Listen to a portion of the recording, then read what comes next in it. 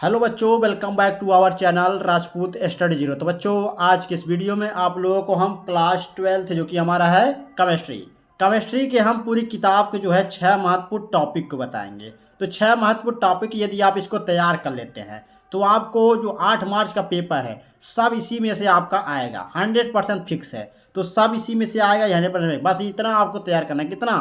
6 topic. कितना? ये 6 topic है, यही आपको तैयार करना है। तो जैसा कि आप सभी का कल पेपर है 8 मार्च को, तो इसको जल्द से जल्द इसको तैयार कर लीजिए, बहुत ज़्यादा इंपॉर्टेंट है। तो वीडियो को एंड तक देखिएगा, बहुत ज़्यादा इंपॉर्टेंट है। तो देखिए हमारा 6 टॉपिक कौन से हैं। तो टॉपिक को पहले देख लीजिए, उसके बाद आगे क्वेश्चन को देखेंगे। तो देखिए ये आपके 6 टॉपिक हैं। पहला नंबर है आपका जितने भी BMP आपके टिप्पणियाँ हैं क्या, उनको देखेंगे। फिर उसके बाद दूसरा टॉपिक हमारा परिभाषा, जितने भी इंपॉर्टेंट आपकी परिभाषा है उसको देखेंगे। फिर तीसरा नंबर आपका जितने भी इंपॉर्टेंट आपकी अपक्रियाएं हैं इनको देख लेंगे। फिर चौथा नंबर जो टॉपिक है आपका नियम यानी रूल्स, यानी कि जितने भी इंपॉर्टेंट आपके नियम हैं उनको भी देख लेंगे। फिर जितने भी ऑब्जेक्टिव क्वेश्चन हैं उनको भी इसी वीडियो में देखेंगे, और जितने भी आपके महत्वपूर्ण अंतर हैं उनको भी। ये 6 टॉपिक आपको तैयार कर लेना है। ये 6 टॉपिक तैयार कर लेते हैं तो सब इसी में से आपका मिल जाएगा। 100% फिक्स है। आपका रह जाता है न्यूमेरिकल। क्या?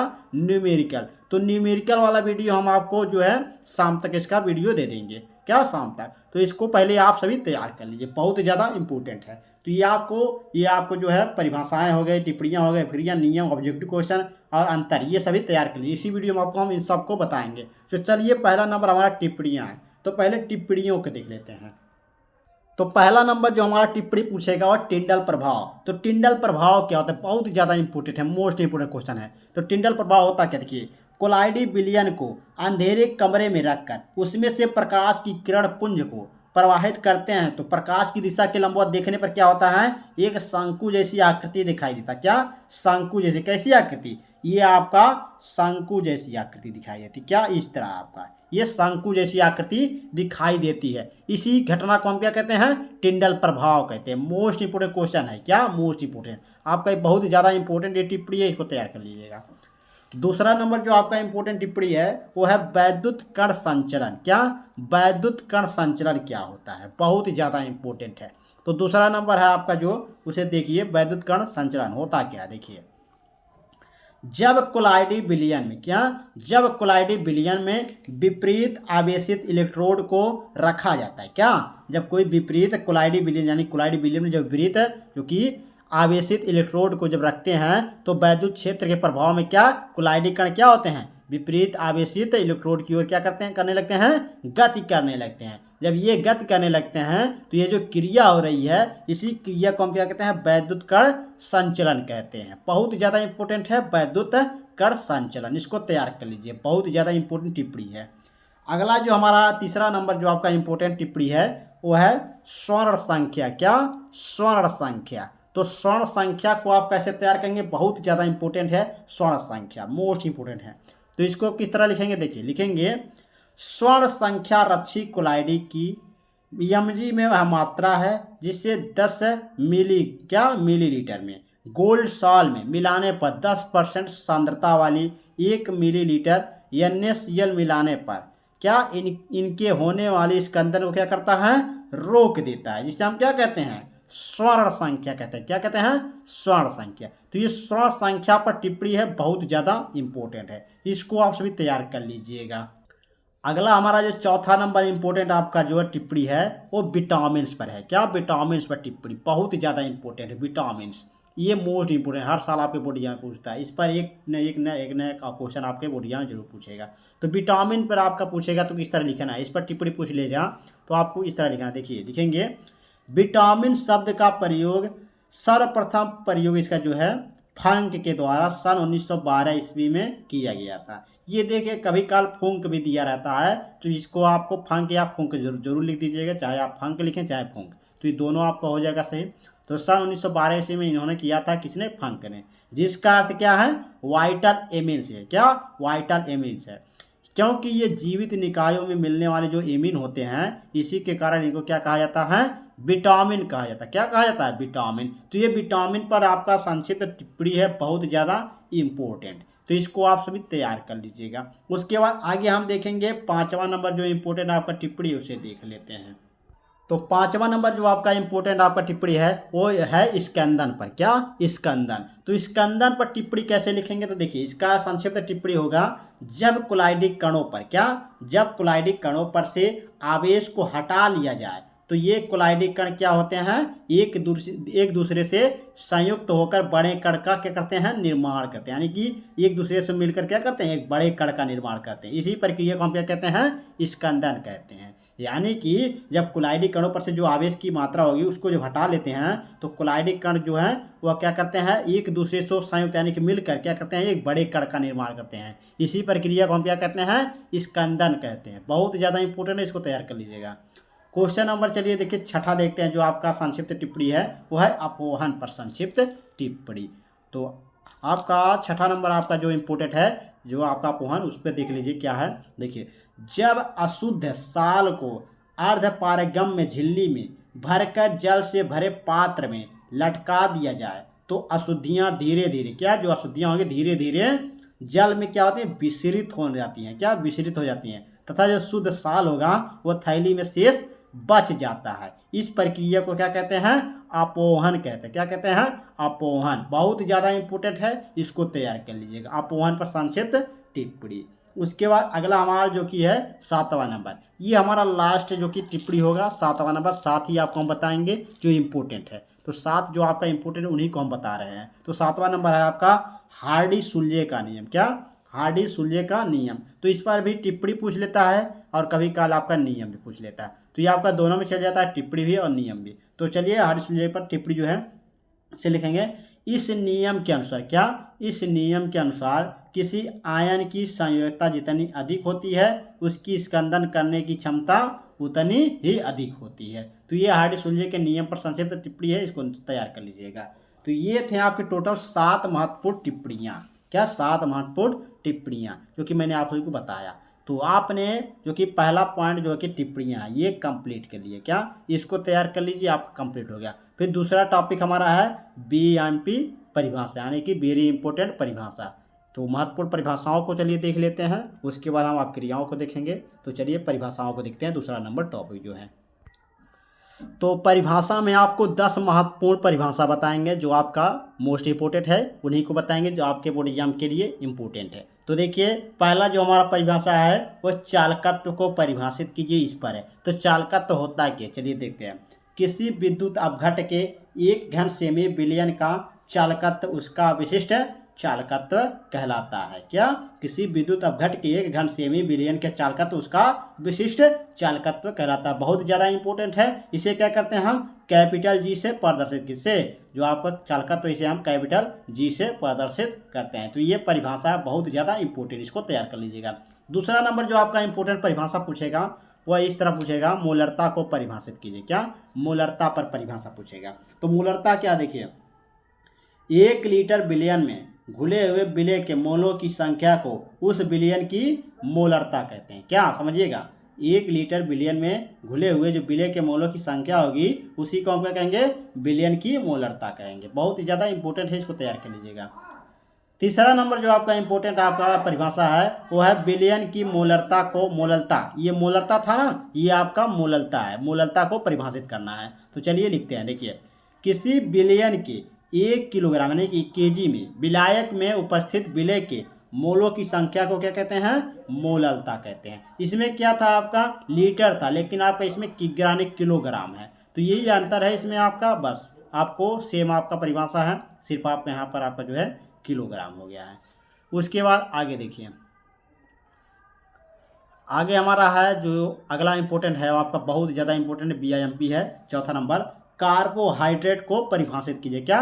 कार्बोहाइड्रेट को परिभाषित कीजिए, बहुत ही ज़्यादा इंपॉर्टेंट है, बीआईएमपी है। तो कार्बोहाइड्रेट के जो परिभाषा लिखेंगे इस तरह, कार्बोहाइड्रेट ध्रुवण गुणक। क्या? ध्रुवण गुणक पॉलीहाइड्रॉक्सी, क्या? पॉलीहाइड्रॉक्सी एल्डिहाइड या कीटोन होते हैं।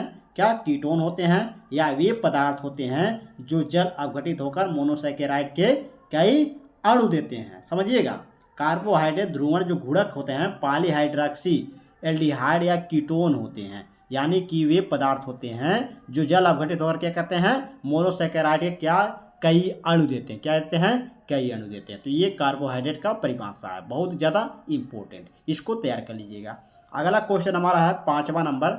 5वां नंबर जो आपका परिभाषा है वो प्रोटीन की परिभाषा, क्या, प्रोटीन की परिभाषा बहुत ज़्यादा इंपॉर्टेंट है।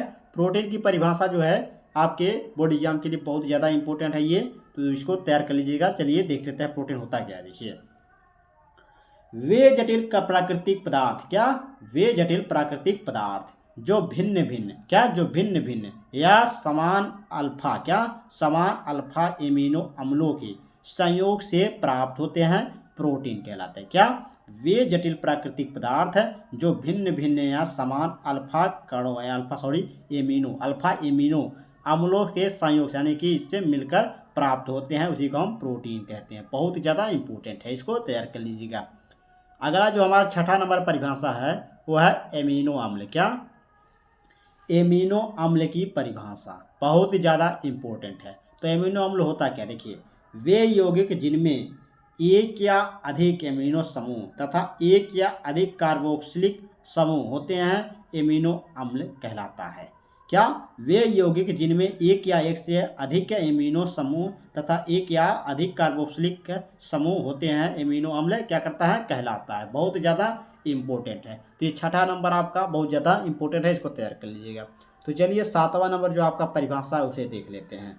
7वां नंबर जो इंपॉर्टेंट आपका परिभाषा है वो है एंजाइम की परिभाषा। है क्या, एंजाइम की परिभाषा। तो एंजाइम का परिभाषा होता है क्या, देखिए, एंजाइम जैव उत्प्रेरक होते हैं। क्या, जो एंजाइम है जैव उत्प्रेरक होते हैं। जीवधारियों में होने वाली विभिन्न रासायनिक अपक्रियाओं में समन्वय के कारण ही जीवन संभव होता है। क्या, जो जीवधारियों में होने वाली विभिन्न रासायनिक अपक्रिया हैं उसके समन्वय के कारण क्या होता है, यह जीवन जो है संभव है।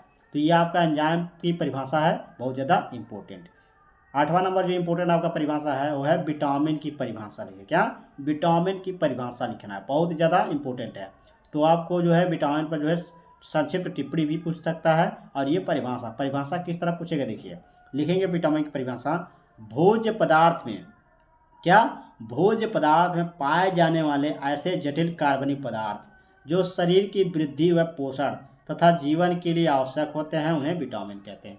बहुत ही आसान है। देखिए, भोज्य पदार्थ में पाए जाने वाले ऐसे जटिल कार्बनिक पदार्थ जो शरीर की वृद्धि व पोषण तथा जीवन के लिए आवश्यक होते हैं, उन्हें क्या कहते हैं, विटामिन कहते हैं। क्या कहते हैं, विटामिन कहते हैं। बहुत ही ज़्यादा इंपॉर्टेंट है विटामिन, इसको तैयार कर लीजिए, BIMP है, समझ लीजिए। 9वां नंबर आपका परिभाषा है, बहुत ज़्यादा इंपॉर्टेंट। 9वां नंबर आपका परिभाषा देख लीजिए। 9वां नंबर जो परिभाषा है आपका मानक इलेक्ट्रोड विभव। क्या, मानक इलेक्ट्रोड विभव की परिभाषा लिखिए। मानक इलेक्ट्रोड विभव की परिभाषा लिखना है, बहुत ही ज़्यादा इंपॉर्टेंट है। तो मानक इलेक्ट्रोड विभव होता क्या, देखिए, लिखेंगे 25 डिग्री सेल्सियस पर जब किसी धातु को उसके किसी लवण की 1 मोलर विलयन में धातु तथा धातु आयनों के बीच उत्पन्न विभव को मानक इलेक्ट्रोड विभव कहते हैं। क्या, समझिएगा, 25 डिग्री यानी 25 अंश डिग्री सेल्सियस पर जब किसी धातु को हम क्या करते हैं, उसके लवण के साथ, क्या, 1 मोलर विलयन में धातु तथा धातु आयनों के बीच क्या करते हैं, जो उत्पन्न विभव होता है उसी को हम मानक इलेक्ट्रोड विभव कहते हैं। तो ये आपका मानक इलेक्ट्रोड विभव की परिभाषा है, बहुत ज़्यादा इंपॉर्टेंट है, इसको तैयार कर लीजिएगा। 10वां नंबर जो आपका इंपॉर्टेंट आपका परिभाषा है वो है मोनोसेकेराइड की परिभाषा। क्या, मोनोसेकेराइड का परिभाषा। तो मोनोसेकेराइड की परिभाषा किस तरह लिखेंगे, देखिए, लिखेंगे, वे कार्बोहाइड्रेट जो छोटे अणुओं में, क्या, जो छोटे अणुओं में जल अपघटित नहीं हो सकता, मोनोसेकेराइड कहलाता है। क्या, वे कार्बोहाइड्रेट जो छोटे अणुओं में जल अपघटित नहीं हो सकता, मोनोसेकेराइड कहलाता। बहुत ज़्यादा इंपॉर्टेंट है, इसको तैयार कर लीजिएगा, BIMP है। तो ये थे आपके टोटल 10 महत्वपूर्ण परिभाषा। तो ये 10 महत्वपूर्ण आपके परिभाषा थे, इसको तैयार कर लीजिएगा।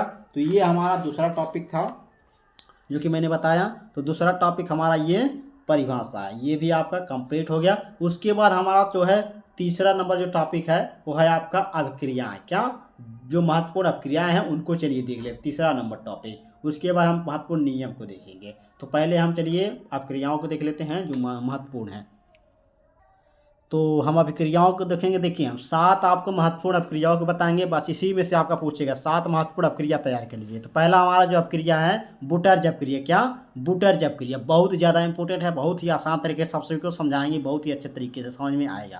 तो देखिए बुटर्ज अभिक्रिया होता क्या है। देखिए जब एल्कील हैलाइड के 2 अणु को शुष्क ईथर की उपस्थिति में सोडियम धातु के साथ क्रिया कराते हैं तो हमें क्या प्राप्त होता है? एल्केन प्राप्त होता है। समझिएगा, देखिए जब एल्कील हैलाइड के 2 अणु, मान लीजिए आर्यक्स आर्यक, ये जो है एल्कील हैलाइड के 2 अणु हैं। क्या? 2 अणु हैं। जब इसको हम क्या करेंगे, ये आपका शुष्क ईथर है। क्या? शुष्क ईथर क्या करेंगे, ये आपका जो सोडियम है, सोडियम Na, इसकी उपस्थिति में जब हम क्या करेंगे, इसे धातु के साथ, सोडियम धातु जो है हमारा, इसके साथ क्या करेंगे, जो एल्कील हैलाइड के 2 अणु हैं यानी कि ईथर की उपस्थिति में इसके क्रिया कराएंगे सोडियम धातु के साथ, तो हमारा क्या बनेगा? RX2NaX, ये बनेगा, यानी कि एल्केन प्राप्त होगा, हमें एल्केन बनेगा। तो ये आपका मोस्ट इंपोर्टेंट आपका अभिक्रिया, इसको तैयार कर लीजिएगा। दूसरा नंबर जो आपका अभिक्रिया है वो बुटर्ज फिटिंग अभिक्रिया। क्या? बुटर्ज फिटिंग अभिक्रिया। थोड़ा इसमें चेंज हो गया है, ये जो आपका बुटर्ज अभिक्रिया है उसका ये थोड़ा इसमें चेंज हो गया है। ये बुटर्ज फिटिंग अभिक्रिया में, इसमें देखिए उसमें आपका एल्कील हैलाइड के 2 अणु थे ना, तो इसमें आपका एल्कील हैलाइड का एक ही अणु होगा और एक आपका एरिल हैलाइड हो जाएगा, यही है आपका। तो देखिए इसका आप क्रिया देख लीजिए। देखिए है एक अणु एल्कील हैलाइड। क्या? एक अणु एल्कील हैलाइड व एक अणु एरिल हैलाइड को शुष्क ईथर की उपस्थिति में क्या करेंगे, इसको अभी सोडियम धातु में क्या करेंगे, क्रिया कराएंगे, तो हमें इसमें क्या प्राप्त होगा? एल्कील एरीन प्राप्त होगा। क्या? एल्कील एरीन प्राप्त होगा। यानी कि जो आपका एल्कील हैलाइड है, ये एल्कील हैलाइड और एल्कील एरिल हैलाइड, ये एरिल हैलाइड है, तब इन दोनों का हम जब क्या करेंगे, शुष्क ईथर, ये शुष्क ईथर की उपस्थिति में ये सोडियम धातु के जब हम क्रिया कराएंगे तो हमारा क्या प्राप्त होगा? ये ArR2NaX, ये हमारा एल्कील एरीन प्राप्त होगा। क्या? एल्कील और एरीन। क्या? ये एल्कील और ये एरीन। क्या? ये आपका एल्कील, ये आपका एरीन। क्या? एल्कील एरीन हमें प्राप्त होगा। ये आपका मोस्ट इंपोर्टेंट आपका ये अभिक्रिया, इसको तैयार कर लीजिएगा।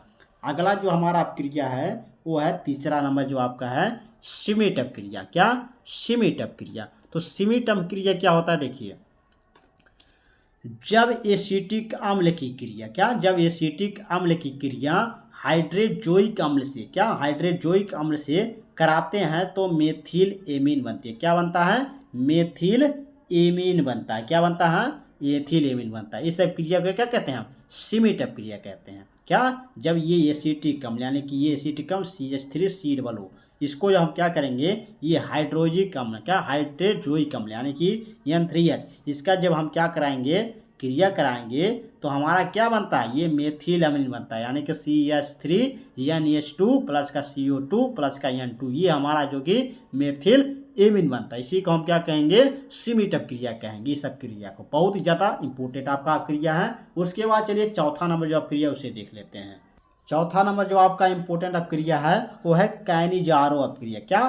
कैनिजारो अभिक्रिया। तो कैनिजारो अभिक्रिया होता क्या? देखिए जब एल्डिहाइड की क्रिया क्षार से कराते हैं तो हमें क्या प्राप्त होता है? एल्कोहल व सोडियम पोटेशियम लवण बनता है। इस अभिक्रिया को क्या कहते हैं? कैनिजारो अभिक्रिया कहते हैं। क्या? जब एल्डिहाइड की जब क्रिया कराते हैं, यानी 2HCHO एल्डिहाइड क्रिया, यानी कि क्षार के साथ कराते हैं, यानी कि NaOH या NaOH, ये एक क्षार है, इसके साथ जब हम क्रिया कराते हैं तो हमारा एल्कोहल या फिर सोडियम पोटेशियम लवण बनता है। क्या? पोटेशियम लवण, यानी CH3OH प्लस का HCOONA, ये हमारा बनता है, यानी कि अल्कोहल सोडियम पोटेशियम लवण, ये हमारा बनता है। इसी का हम क्या कहेंगे? कैनिजारो अभिक्रिया कहते हैं। बहुत ही ज़्यादा इंपॉर्टेंट है, इसको तैयार कर लीजिएगा।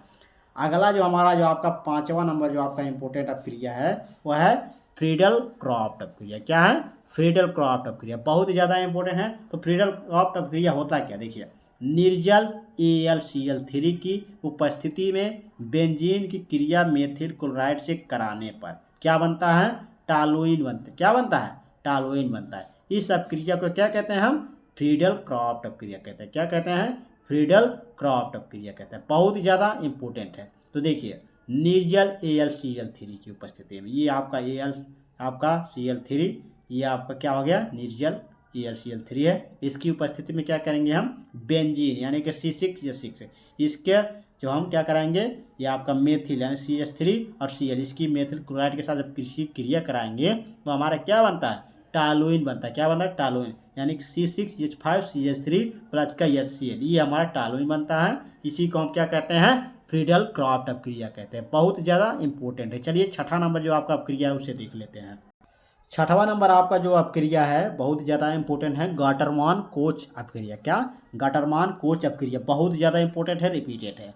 तो चलिए देख लेते हैं गाटरमान कोच अपक्रिया होता है क्या। देखिए, वह है अपक्रिया जिसमें बेंजीन और उसके समजात जैसे कार्बन मोनोऑक्साइड व HCl के मिश्रण के साथ क्या करते हैं, निर्जल AlCl3 की उपस्थिति में अपक्रिया करके उनको एल्डिहाइड देते हैं, एल्डिहाइड प्राप्त होता है। उसी को हम क्या कहते हैं, गाटरमान कोच अपक्रिया कहते हैं, यानी कहलाता है। तो ऐसा कि ये C6 है और H5 है, यानी कि बेंजीन। जब इसकी क्रिया हम क्या करेंगे, CO और प्लस का HCl यानी कि इसके मिश्रण जो है आपका, इन दोनों के साथ क्या कराएंगे, हम क्रिया कराएंगे। किसकी उपस्थिति में, AlCl3, यानी कि जो आपका निर्जल आपका AlCl3 है, इसकी उपस्थिति में हम क्या कराएंगे, क्रिया कराएंगे। तो हमारा बनेगा बेंजल्डिहाइड, यानी कि क्या बनेगा, एल्डिहाइड, यानी बेंजल्डिहाइड हमारा, यानी कि C6H5CHO प्लस का HCl, ये हमारा बनेगा। तो इसी को हम क्या कहेंगे, गाटरमान कोच अपक्रिया कहेंगे। बहुत ज़्यादा इंपॉर्टेंट है, इसको तैयार कर लीजिएगा।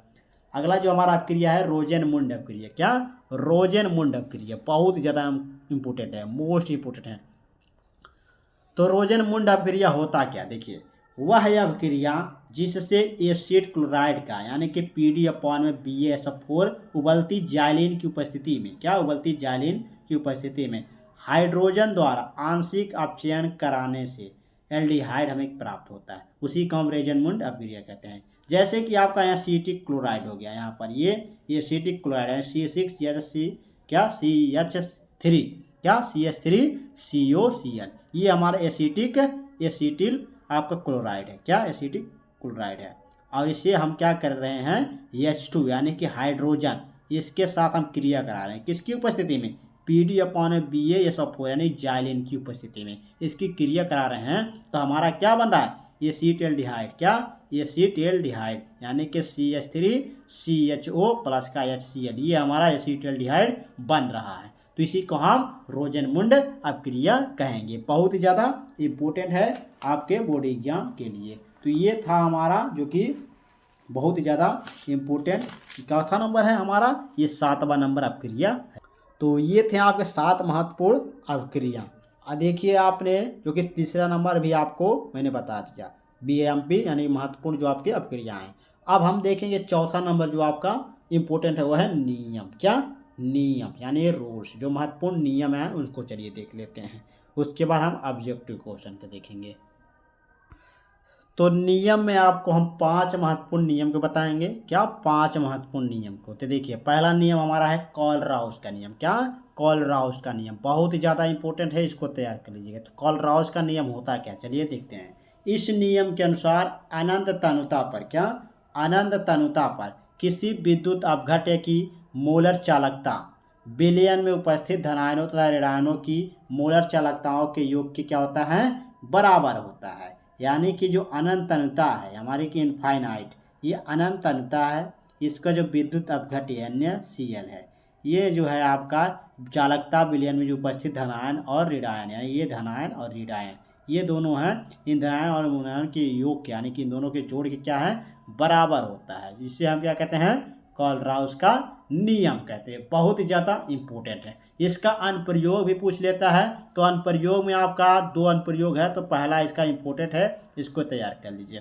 तो पहला आपका है वियोजन की कोटि ज्ञात करने में। क्या, वियोजन की कोटि ज्ञात करने में। तो वियोजन की कोटि ज्ञात करने में इसका लिखेंगे, किसी सांद्रता पर विद्युत अपघट्य की मोलर चालकता तथा अनंत तनुता पर विद्युत अपघट्य की मोलर चालकता के अनुपात को वियोजन की कोटि कहते हैं। बहुत ही ज़्यादा इम्पोर्टेंट है। तो वियोजन की कोटि बराबर हो जाएगा, ये आपका लेमडा पे, यानी कि ये C हो गया सांद्रता और ये यम, और बटे में आपका जो आपका हो जाएगा लेमडा पे आपका अनंत तनुता, ये आपका यम हो गया मोलर चालकता। तो ये आपका हो गया है आपका ये वियोजन की कोटि का फार्मूला। तो यहाँ पर देखिए आपका जो कि लेमडा पे इन्फिनिट है आपका, और यम ये आपका अनंत तनुता है, क्या अनंत तनुता। और ये आपका ये जो सी है ये सांद्रता है, यानी कि किसी सांद्रता सी पर विद्युत अपघट की मोलर चालकता।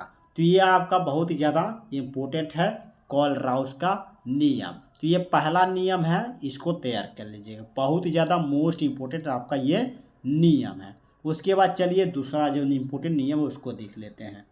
दूसरा नियम हमारा है हार्डी-सुलजे का नियम। क्या? हार्डी-सुलजे का नियम बहुत ही ज़्यादा इम्पोर्टेंट है। तो ये देखिए टिप्पणी में भी आपका कभी काल पूछ लेता है, और ये आपका कभी काल नियम में भी पूछ लेता है। तो नियम में कैसे लिखेंगे, देखिए लिखेंगे किसी आयन की संयोजकता जितनी अधिक होती है उसकी स्कंदन करने की क्षमता उतनी ही अधिक होती है। इस नियम को ही हम क्या कहते हैं, हार्डी-सुलजे का नियम कहते हैं। तो ये हार्डी-सुलजे का नियम है, बहुत ज़्यादा इंपॉर्टेंट, इसको तैयार कर लीजिएगा। अगला जो हमारा नंबर है नियम है तीसरा नंबर, वो है हेनरी का नियम। क्या? हेनरी का नियम, और नियम हेनरी के नियम की सीमाएं बहुत ही ज़्यादा इम्पोर्टेंट है। तो हेनरी का नियम चलिए देख लेते हैं। देखिए लिखेंगे इस नियम के अनुसार स्थिर ताप पर किसी गैस की द्रव में विलेयता गैस के दाब के समानुपाती होता है। यानी कि आपका जो आपका घुली हुई गैस है यम, ये जो है आपका समानुपाती है किसके, गैस की दाब का, ये होता है समानुपाती। और यहाँ पर देखिए समानुपाती चिन्ह जब हमारा ये जो समानुपाती चिन्ह है ये जब हमारा हटेगा, क्या हटेगा, तो यहाँ पर एक बराबर का एक और उसके बाद हमारा ये नियतांक जुड़ जाता है। जब ये बराबर का चिन्ह होगा तो यहाँ पर एक क्या, हेनरी नियतांक जुड़ेगा, क्या, के एच, ये आपका हेनरी का नियतांक जुड़ जाएगा। जहाँ पर इसको लिख देंगे यम बराबर खुली हुई गैस की मात्रा है, और पी हमारा क्या, ये आपका गैस का दाब है, और के एच हमारा हेनरी, ये जो के एच है ये हेनरी नियतांक है, बहुत ही ज़्यादा इंपॉर्टेंट है। तो ये हेनरी का नियम हो गया।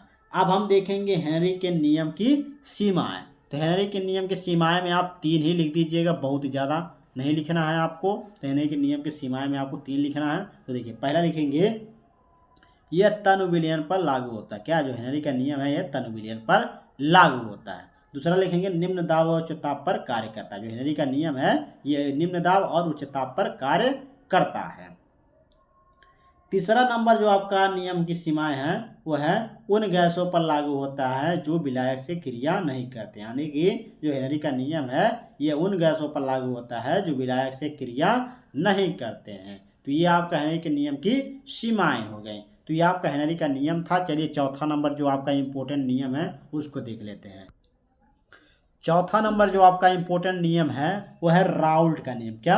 राउल्ट का नियम। तो राउल्ट का नियम क्या होता है, देखिए बहुत ज़्यादा इंपॉर्टेंट है। तो लिखेंगे इस नियम के अनुसार, क्या, इस नियम के, किस नियम के अनुसार, राउल्ट के नियम के अनुसार किसी विलायक में अवाष्पशील विलय मिलाने पर जो प्राप्त विलयन के वाष्प दाब का आवेशित अवनमन विलय के मोल प्रभाव की क्या होता है, बराबर होता है। कौन? जो राउल्ट का नियम, यानी कि P not minus P S upon P not बराबर ये आपका मोल प्रभाव है एन अपॉन में एन और प्लस कैपिटल एन, ये आपका होता है। तो यहाँ पर एन प्लस और कैपिटल एन बराबर होता है एन, ये होता है। तो इसके स्थान पर इसको रख देंगे तो हो जाएगा P not minus P S upon में पी नॉट और बराबर क्या आपका एन अपॉन में कैपिटल एन, ये हो जाएगा। तो ये राउल्ट का नियम हो गया। इसकी सीमाएं लिख लीजिए। सीमाएं में भी आपको इसमें भी 3 लिखना है। तो पहला सीमाएं इसमें हो जाएगा ये वाष्पशील पदार्थों के विलयन पर लागू होता है। कौन? जो आपका राउल्ट का नियम है ये वाष्पशील पदार्थों के विलयन पर लागू होता है। दूसरा लिखेंगे राउल्ट के नियम में जो आपका यह है, जो राउल्ट का नियम है यह तनु विलयन पर लागू होता है। कौन? जो राउल्ट का नियम है, राउल्ट नियम है वह तनु विलयन पर लागू होता है। तीसरा लिखेंगे यह विद्युत अपघट के विलयन पर लागू होता है। कौन? जो आपका राउल्ट का नियम है यह नियम जो है विद्युत अपघट के विलयन पर लागू होता है। तो ये आपका बहुत ही ज़्यादा इम्पोर्टेंट था राउल्ट का नियम। तो ये था चौथा नंबर जो नियम है आपका, जो चौथा नियम है वो आपने देखा राउल्ट का नियम। 5वें नंबर पे आपका जो नियम है उसे देख लेते हैं। जो 5वां नंबर आपका नियम है उसे देख लेते हैं, बहुत ही ज़्यादा इम्पोर्टेंट नियम है। तो फैराडे के विद्युत अपघटन के नियम, ये आपका प्रथम नियम है। उसके बाद हम द्वितीय नियम देखेंगे। तो प्रथम नियम में आप लिख लीजिए विद्युत अपघटन से किसी इलेक्ट्रोड पर मुक्त होने वाली पदार्थ की मात्रा जो प्रवाहित हो रही है उसे हम विद्युत धारा की मात्रा के समानुपाती होता है। क्या? विद्युत अपघट्य, क्या विद्युत अपघटन से किसी इलेक्ट्रोड पर जो मुक्त होने वाली पदार्थ है या उसकी मात्रा जो होगी उसमें प्रवाहित जो विद्युत धारा होगी उसकी मात्रा के क्या होता है समानुपाती, यानी कि W समानुपाती Q। जब ये समानुपाती चिन्ह हमारा हटेगा तो यहाँ पर एक नियतांक जुड़ेगा। कौन नियतांक जुड़ेगा? जड़। ये आपका जड़ नियतांक जुड़िएगा। अब देखिए Q बराबर होता है IT, क्या IT, तो यहाँ पर आपका IT हो जाएगा Q के स्थान पर, तो W बराबर जड़ IT हो जाएगा। जहाँ पर जड़ हमारा रासायनिक सेल नियतांक क्या है? रासायनिक सेल नियतांक है। तो ये प्रथम नियम था। द्वितीय नियम इसमें देख लेते हैं फैराडे की विद्युत अपघटन के। तो फैराडे का आपका द्वितीय नियम है, यदि विद्युत धारा की समान मात्रा, क्या, यदि विद्युत धारा की समान मात्रा को भिन्न भिन्न विद्युत अपघट्यों में प्रवाहित की जाए तो इलेक्ट्रोडों पर एकत्रित भिन्न भिन्न पदार्थों की मात्राएं उनके तुल्यांकी भार के समानुपाती होता है, यानी कि W1 समानुपाती E1, यानी कि W2 समानुपाती E2। तो हो जाएगा W1 बट्टे W2 बराबर E1 बट्टे E2। ये हो जाएगा द्वितीय नियम। बहुत ही ज़्यादा इम्पोर्टेंट है फैराडे के विद्युत अपघटन के नियम, तो बहुत ज़्यादा इम्पोर्टेंट, इसको तैयार कर लीजिएगा। तो ये था आपका 5वां नंबर जो कि इम्पोर्टेंट है। उसके बाद ये आपने देख लिया जो कि महत्वपूर्ण नियम को। तो आपका जो है ये चौथा नंबर जो टॉपिक था ये भी आपका कंप्लीट हो चुका। तो ये आपका चौथा नंबर कंप्लीट हो गया। अब देखिए आपका 5वां नंबर, क्या 5वां नंबर जो आपका इंपॉर्टेंट टॉपिक है वो है ऑब्जेक्टिव, यानी कि बहुविकल्पीय प्रश्न। तो बहुविकल्पीय प्रश्न को मैंने ऑलरेडी बता दिया है। तो आज के इस वीडियो में हम जो है BIMP जो ऑब्जेक्टिव क्वेश्चन है, चलिए एक बार रिवाइज कर देते हैं, यानी कि इसका हम जो है रिवीजन करा देते हैं आप सभी को। बहुत जल्द हम आपको बताएंगे, डायरेक्ट आपका आंसर बताते चलेंगे, आपको रिवीजन होता चला जाएगा। तो देखिए बोल कर याद करेंगे तो आपको बहुत ही अच्छे तरीके से याद होगा, इसलिए आप जो है इसका रिवीजन जरूर कर लीजिए। तो चलिए कर लेते हैं। तो पूरी किताब के हम जो हैं 25 महत्वपूर्ण बहुविकल्पी प्रश्न बताएंगे, इसी में से आपका सब पूछेगा। तो देखिए आपका पहला क्वेश्चन जो इम्पोर्टेंट है, 180 ग्राम जल में कितने मोल होते हैं? क्या 10 मोल होते हैं। ये आपका सही है, इसको तैयार कर लीजिएगा। दूसरा नंबर जो आपका है, निम्नलिखित में से कौन सा अल्पसंख्य गुणधर्म है? तो पराशर दाब ये अल्पसंख्य गुणधर्म है। तीसरा नंबर है हिमांक का अवनमन, क्या हिमांक का अवनमन सीधा समानुपात दर्शाता है, इससे विलयन की मूललता को। तो डायरेक्ट आपको मैं आंसर बताते चलता हूँ, इसको तैयार करते चलिएगा। अच्छे चालकत्व विलयन वाले पदार्थ होते हैं, क्या प्रबल विद्युत अपघट्य होते हैं। 5वां नंबर जो आपका है, विशिष्ट चालकता की इकाई है, तो ओम इनवर्स और सेमी इनवर्स ओम इनवर्स, ये आपका सी वाला सही है, इसको तैयार कर लीजिएगा। 6वां क्वेश्चन है आपका, किसी इलेक्ट्रोड का इलेक्ट्रोड विभव निर्भर नहीं करता है, तो वह दाब पर निर्भर नहीं करता है, बहुत ज़्यादा इंपॉर्टेंट, तैयार कर लीजिएगा। 7वां नंबर है, वेग स्थिरांक ताप बढ़ाने पर क्या करेगा, क्या होगा, बढ़ेगा घटेगा, ये बढ़ेगा, इसको इस तैयार कर लीजिएगा, बहुत ज़्यादा इंपॉर्टेंट है। अगला जो हमारा क्वेश्चन है 8वां नंबर जो आपका ऑब्जेक्टिव है वह है प्रथम कोट की अपक्रिया के वेग स्थिरांक का मात्रक है, तो सेकेंड इनवर्स है, क्या सेकेंड इनवर्स। 9वां नंबर है, कोहरा किस प्रकार का कोलाइड विलयन है, तो गैस में द्रव वाला है, इसको तैयार कर लिए, बी वाला ऑप्शन सही है। 10वां नंबर आपका है, झाग अथवा फोम, क्या झाग अथवा फोम किस प्रकार का कोलाइड विलयन है, तो द्रव में गैस, क्या द्रव में गैस, ये सी वाला इसका सही होगा। 11 नंबर है आपका, 11वां नंबर क्वेश्चन ऑब्जेक्टिव में वो है, जब वायु प्रक्षेपण माध्यम होती है तो बना हुआ साल कहलाता है, क्या जो बना हुआ साल क्या कहता है, एरोसाल कहलाता है, यानी टी वाला इसका सही होगा। चलिए 12 नंबर क्वेश्चन देखते हैं। 12 नंबर है आपका, निम्न में से जल विरोधी क्लोराइड है, क्या जो जल विरोधी है क्लोराइड है, यानी कि स्टैनिक ऑक्साइड, क्या स्टैनिक ऑक्साइड जो है जल विरोधी क्लोराइड है। 13 नंबर आपका क्वेश्चन है, क्लोराइडों को शुद्ध करने की विधि है, क्या क्लोराइडों को शुद्ध करने की विधि है, तो अपोहन जो है क्लोराइड को शुद्ध करने वाली ये विधि है। 14 नंबर क्वेश्चन है आपका, निम्न में से कौन सा गुण प्रकाशिक गुण है, क्या तो है टिंडल प्रभाव है, प्रकाशिक गुण है, बहुत ज़्यादा इंपॉर्टेंट है। अगला क्वेश्चन है 15 नंबर है आपका, अमोनियम डाइक्रोमेट को गर्म करने पर गैस निकलती है, कौन सी गैस निकलती है, नाइट्रोजन गैस निकलती है। 16 नंबर है आपका, कि वह तत्व जिसकी विद्युत ऋणात्मक सबसे अधिक है, तो यह यानी कि आपका बल वाला है, तो यह आपका सबसे जो कि विद्युत ऋणात्मक अधिक होती है। 17 नंबर है, प्रबल विद्युत ऋणात्मक जो होती है हैलोजन है, क्या हैलोजन है, तो ये F2 है, इसको सही कर लीजिएगा।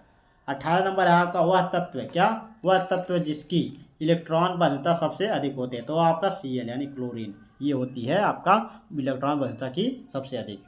तो इसको तैयार कर लीजिएगा। चलिए 19 नंबर क्वेश्चन देखते हैं। 19 नंबर आपका है वायुमंडल में सर्वाधिक पाई जाने वाली गैस है, तो कौन सी गैस है? आर्गन है। क्या? आर्गन। तो 20 नंबर है हीलियम गैस का मुख्य स्रोत है रेडियो एक्टिव खनिज। क्या? रेडियो एक्टिव खनिज। इसको तैयार कर लीजिएगा, डी वाला ऑप्शन सही होगा। 21 नंबर आपका कोहरे को भेदने वाले लैंप में प्रयुक्त गैस है, तो कौन सी है? नियॉन। 22 नंबर आपका जो क्वेश्चन है वह जिनान का कौन सा? क्या? जिनान का कौन सा? वह है फ्लोराइड असंभव है, तो XeF3 ये आपका असंभव है, तो इसको तैयार कर लीजिएगा, बी ऑप्शन सही होगा। 23 नंबर क्वेश्चन है आपका निम्न में से कौन सा लिगैंड किलेट बनाता है? क्या? जो लिगैंड किलेट है वह कौन सा जो कि लिगैंड बनाता है? तो ऑक्सीलेट किलेट बनाता है। क्या? ऑक्सीलेट। तो इसको तैयार कर लीजिएगा, बी ऑप्शन सही होगा। 24 नंबर क्वेश्चन है आपका ल्यूकास अभिकर्मक किसकी पहचान में प्रयुक्त होता है? तो देखिए अल्कोहल जो है इसकी पहचान में प्रयुक्त होता है, बहुत ज़्यादा इंपॉर्टेंट है, ऑप्शन नंबर ए इसका सही होगा। 25 नंबर जो कि लास्ट क्वेश्चन है ऑब्जेक्टिव का, तो देखिए इसमें दिया है फॉर्मेलिन जलीय विलयन है, तो इसमें आपको बताना है फॉर्मेलिन जलीय विलयन। तो फॉर्मेल्डिहाइड होता है, तो फॉर्मेल्डिहाइड का ये जलीय विलयन है, बहुत ज़्यादा इंपॉर्टेंट है। तो ये मैंने आपको टोटल 25 से ऑब्जेक्टिव क्वेश्चन को बताया। तो आपने जो कि देख लिया यहाँ पर 5वां नंबर टॉपिक जो कि आपका था महत्वपूर्ण ऑब्जेक्टिव क्वेश्चन, एक बहुविकल्पीय प्रश्न। अब हमारा एक टॉपिक और रह गया है जो कि हमारा है महत्वपूर्ण अंतर। क्या? महत्वपूर्ण अंतर। चलिए इसको देख लेते हैं। तो पहला जो हमारा इंपॉर्टेंट अंतर है वह है प्रासरण क्रिया और विसरण क्रिया में अंतर, बहुत ज़्यादा इंपॉर्टेंट है। तो एक तरफ लिखेंगे प्रासरण क्रिया, एक तरफ लिखेंगे विसरण क्रिया। तो प्रासरण क्रिया में पहला लिखेंगे प्रासरण में अर्धपारगम झिल्ली का होना अनिवार्य है। जो प्रासरण क्रिया है इसमें जो अर्धपारगम झिल्ली है इसका होना अनिवार्य है। और विसरण क्रिया में क्या है? इसमें है विसरण के लिए जो अर्धपारगम झिल्ली है ये अर्धपारगम झिल्ली है, इसका होना आवश्यक नहीं है। दूसरा लिखेंगे प्रासरण क्रिया में परासरण में विलायक के कण केवल एक दिशा में विसरित होते हैं। क्या? जो प्रासरण की क्रिया है वो विलायक के कण में केवल एक ही दिशा में विसरित होते हैं, लेकिन विसरण में विले जो होते हैं तथा विलायक इन दोनों के कण क्या होते हैं? प्रत्येक दिशा में विसरित होते हैं। ये दूसरा अंतर है। तीसरा अंतर लिखेंगे आप सभी प्रासरण क्रिया केवल द्रव अवस्था में होती है। क्या? जो प्रासरण क्रिया होती है केवल द्रव अवस्था में होती हैं। और विसरण क्रिया में आपका तीसरा लिखेंगे विसरण ठोस द्रव है गैस किसी भी अवस्था में होती है। जो विसरण ठोस और द्रव और गैस किसी भी अवस्था में हो सकती हैं, तो ये विसरण क्रिया होगी। तो ये आपका मोस्ट इंपोर्टेंट आपका अंतर था। चलिए देखते हैं दूसरा नंबर अंतर को। दूसरा नंबर आपका जो इंपॉर्टेंट अंतर है वो है ग्लूकोज तथा फ्रक्टोज में अंतर। क्या? ग्लूकोज और फ्रक्टोज में अंतर बहुत ज़्यादा इंपॉर्टेंट है। तो ये लिखेंगे ग्लूकोज, एक तरफ लिखेंगे फ्रक्टोज। तो ग्लूकोज में पहला लिखेंगे इसे अंगूर की शर्करा के नाम से भी जाना जाता है। जो ग्लूकोज है इसे किसे? जो कि अंगूर की शर्करा के नाम से जाना जाता है। लेकिन फ्रक्टोज को क्या करते हैं? इसे जो है फलों की चीनी के नाम से जाना जाता है। क्या? जो आपका फ्रक्टोज है इसे फलों की चीनी के नाम से भी जाना जाता है। ग्लूकोज का दूसरा लिखेंगे अंतर, ये 6 सदस्य वाला है। क्या? जो ग्लूकोज है 6 सदस्य वाला है और फ्रक्टोज यह जो है 5 सदस्य वाला है। क्या? यह 5 सदस्य वाला है। ग्लूकोज में आपका तीसरा लिखेंगे यह शरीर के लिए उपयुक्त ऊर्जा स्रोत है। क्या?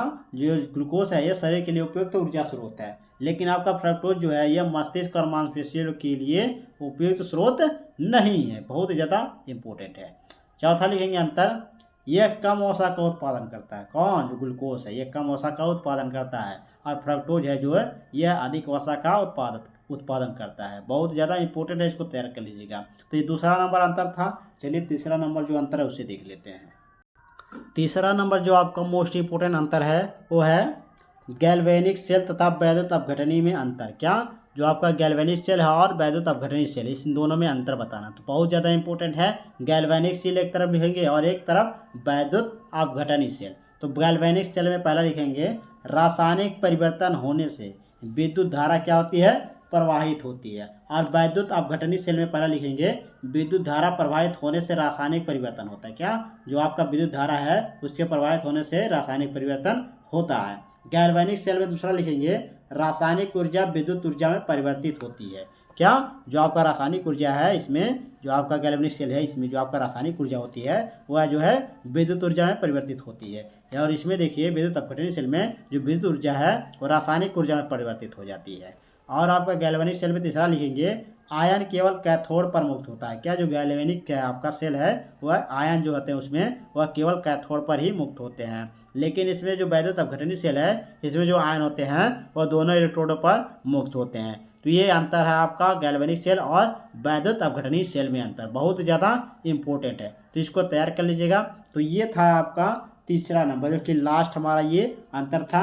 तो मैंने आप सभी को जो कि 6 टॉपिक को बताया, तो 6 टॉपिक मैंने आप सभी को, देखिए मैंने आपको जो इम्पोर्टेंट आपके टिप्पणी थे इसको बता दिया, और परिभाषा जितने इम्पोर्टेंट थे उसको मैंने बता दिया, और जो आपकी बीएमपी यानी कि महत्वपूर्ण आपकी अपक्रियाएँ थी उनको भी बता दिया, और जो आपके रूल्स थे यानी कि नियम उनको भी मैंने बताया, और जो ऑब्जेक्टिव क्वेश्चन है उनको भी मैंने आपको रिवीजन करा दिया, और जो आपका अंतर था उसको भी मैंने ऐसी वीडियो में बता दिया। तो ये मैंने 6 टॉपिक आपको बताया, ये 6 टॉपिक आपको तैयार करके अपने बोर्ड एग्जाम में जाना है। तो ये आपको तैयार कर लेते हैं तो आपको और वीडियो देखने की जरूरत नहीं पड़ेगी, बात आपको यही तैयार कर जाना है। आप इसे तैयार कर लेते तो आपको केमिस्ट्री में पास होने से कोई नहीं रोक सकता है, और अच्छे नंबरों से पास होंगे। तो ये 100% है, आपको ये 6 टॉपिक इसी में से आपका पूछेगा, तो ये आपको फिक्स है। तो आपको न्यूमेरिकल चाहिए तो आपको कमेंट कीजिएगा, शाम तक आपको जो है न्यूमेरिकल का भी वीडियो मिल जाएगा। तो ये कैसा लगा वीडियो कमेंट बॉक्स में जरूर बताइएगा। चैनल पर नए हो चैनल को सब्सक्राइब कर लीजिएगा, नोटिफिकेशन ऑन कर लीजिएगा इसी तरह के वीडियो देखने के लिए। तो चलिए मिलते हैं आपसे नेक्स्ट वीडियो में इसी तरह के वीडियो के साथ। धन्यवाद।